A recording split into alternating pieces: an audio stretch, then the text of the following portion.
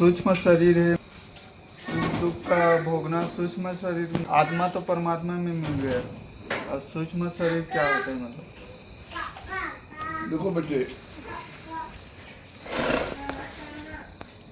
आत्मा के इतर तो कुछ है ही नहीं।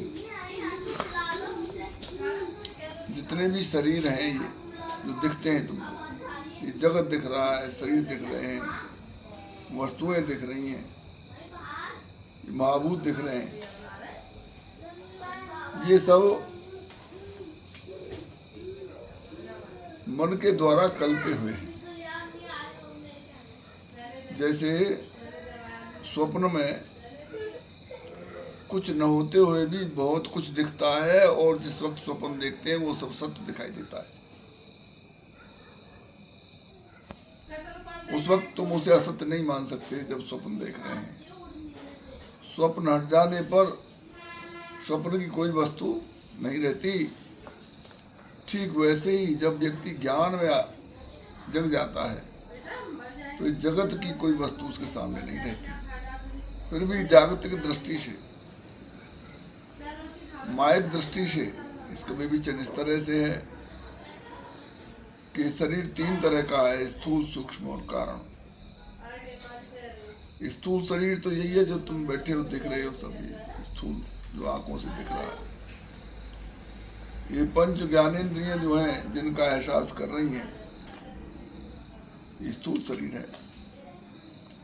जो मन बुद्धि से एहसासित किया जा सकता है, सिर्फ इनसे नहीं, अन्य ज्ञानेंद्रियों से पकड़ में नहीं आता है, वो सूक्ष्म शरीर है। उस सूक्ष्म शरीर में ये ज्ञानेंद्रिय, कर्मेंद्रिय, इनकी तन्मात्राएं, प्राण और अंतःकरण के सूक्ष्म अंश रहते हैं जो निरअवयव है।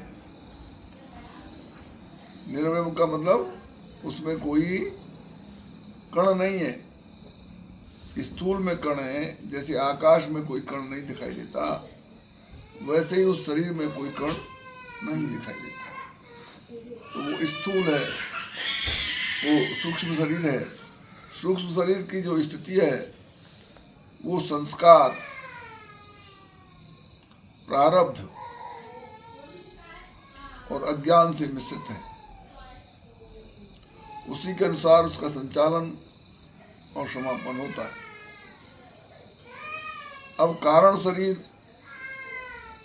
कुछ नहीं है, यह ज्ञान जिसके कारण से ये बुद्धि, मन, अंतःकरण इस शरीर का एहसास और जगत की सत्यता एहसास करता है, वो ज्ञान ही इसका कारण है। उसी को कारण शरीर कहते हैं। कारण शरीर नाम का कोई शरीर नहीं है, ये सिर्फ उसका कारण है, जिसकी वजह से वो अज्ञान ही उसका कारण है, से स्थूल और सूक्ष्म शरीर का एहसास होता है।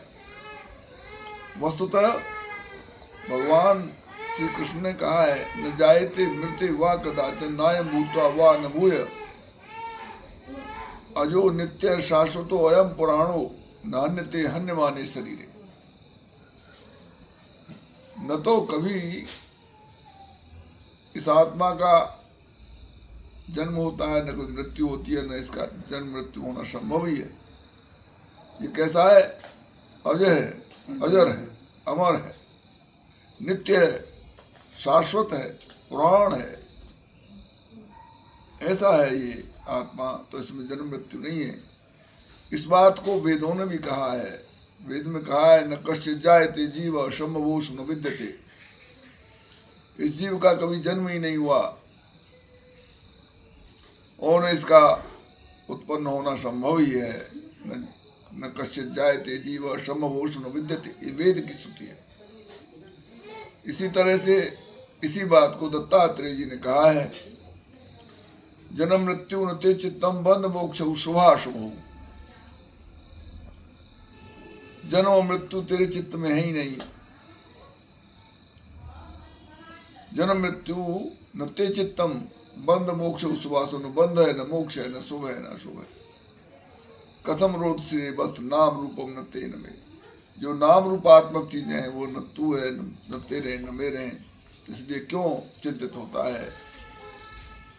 तो जन्म मृत्यु है ही नहीं, ऐसा दत्तात्रेय ने कहा है।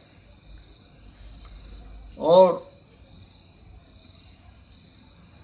एक जगह और कहा है,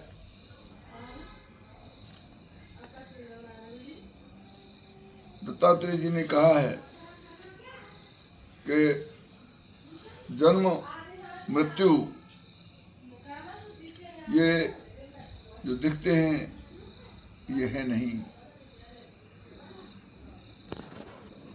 इसका झूठा आभास होता है जैसे स्वप्न में। तो इस तरह से अन्य भी अनेक शास्त्रों में इसका वर्णन है कि जन्म मृत्यु आत्मा के नहीं होते, और आत्मा के इतर जो आत्मा और माया मिलकर के जीव बनता है। तो माया क्या है? माया एक तरह का झूठा जादू है। जैसे जादूगर न कुछ होते हुए भी दिखा देता है, कई रूमाल में कबूतर दिखा देगा, कभी जरा सा पौधा लगा के आम लटकते दिखा देगा, जो है नहीं वो दिखा देता है। ऐसे ये माया नित्य को अनित्य, सत को असत, अनहुए को हुआ और हुए को अनहुआ दिखा देती है। तो इस माया के कारण ही ये सब जन्म मृत्यु, जीवन, सृष्टि, सुख दुख, सर्दी गर्मी, भूख प्यास, ये शरीर की जो ऊर्मियाएं दिखाई देती हैं। इस तरह से सूक्ष्म शरीर का विवेचन है। ठीक है भाई।